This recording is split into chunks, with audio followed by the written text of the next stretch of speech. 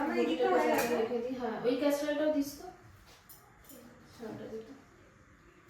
বাবা এই চেনটা তো খুব সুন্দর লাগছে, কবে নিলি রে? এই তো তোমার ভাই দিল আমাদের অ্যানিভার্সারি গিফট। বিশাল দিয়েছে? হ্যাঁ। বাহ খুব সুন্দর তো। বাহ তোকে তুই কত লাকি রে, তোর বর তোকে কত কিছু দেয়। এরকম কেন বলছো, তোমাকেও তো দেয়, তুমিও লাকি। না ঠিক আছে, খুব সুন্দর লাগছে তোকে। যাই হোক থ্যাংক ভালো ইউ। ভালো থাক, তোর খুব ভালো লাগছে রে। উফ, জলটাও শেষ। সারাক্ষণ এই জায়গাগুলো গুছাও, তাও ঠিক হবে। আস্তে আস্তে কি হয়েছে, এরকম রেগে আছো কেন? কিছু হয়নি। কি হয়েছে বলো, তুমি এত সব জিনিসগুলো ওলটপালট করে দিচ্ছ। কিছু হয়নি বলছি তো, আমাকে আমার কাজটা করতে দাও না। কি হয়েছে? তাহলে তোমার মুডটা এমনি অফ কেন আছে, কি হয়েছে? হ্যাঁ তো হবে না মুড অফ। মুড অফের কারণটা কি? তুমি আমি কি করেছি?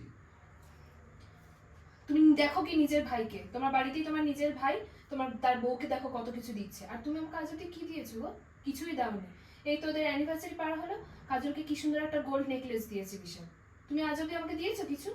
দামি দামি প্রোডাক্ট এনে দেয় সবসময়, ও তো কাজল তো আমার সাথে দেখায় সব কিছু, আমি ওই জন্য জানতে পারি।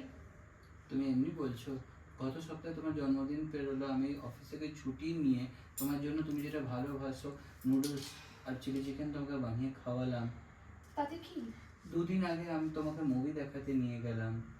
বাবা একটা মুভি দেখাতে নিয়ে গেছো, সাতজমা 1 বছর হয়তো একটা মুভি দেখাতে নিয়ে গেছো, ওটাকেই 10 দিন ধরে তুমি শোনাবে। 2 মাস পর আমরা অমৃতসর ঘুরতে যাচ্ছি। আমি তোমাকে সময় দিই, সময়টা কোনো ইম্পর্টেন্স নেই তোমার জন্য? ওই সময় নিয়ে আমি কি করব? কাজলকে বিশাল কত কিছু দেখো, বার্থডেতে লাস্ট বার্থডে তোর স্মার্ট ওয়াচও পেয়েছিল কাজল। তুমি কি দাও আমাকে? আমি কি পেয়েছি তোমার কাছ থেকে?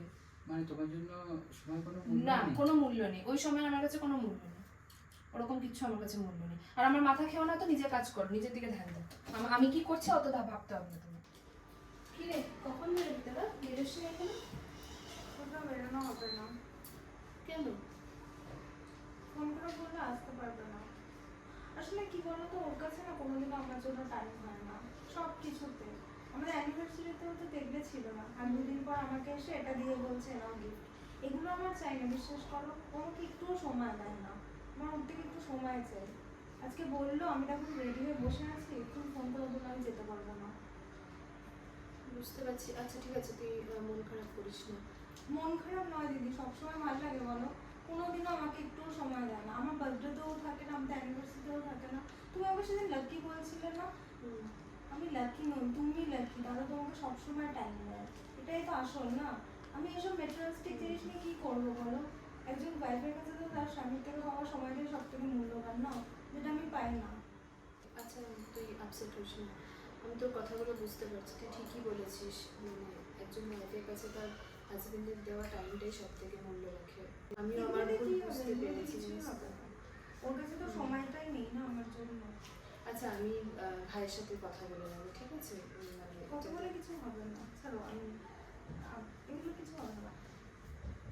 তুই আজকে আমার অনেক বড় মানে ভুল ধরিয়ে দিলি, তার জন্য তোকে ধন্যবাদ। আমি তোর দাদাকে এখনই ফোন করে সরি বলছি, আমার খুব খারাপ লাগছে, আমি তোর দাদার সাথে খুব মিসবিহেভ করেছি। মানে তুমি দাদার সাথে কেন মিসবিহেভ করলে? দাদা তোমাকে কত সময় দেয়, তুমি অনেক লাকি। ফোনে কথা বলে নাও তো, আর আমি গেলাম, তোমরা কথা বলো।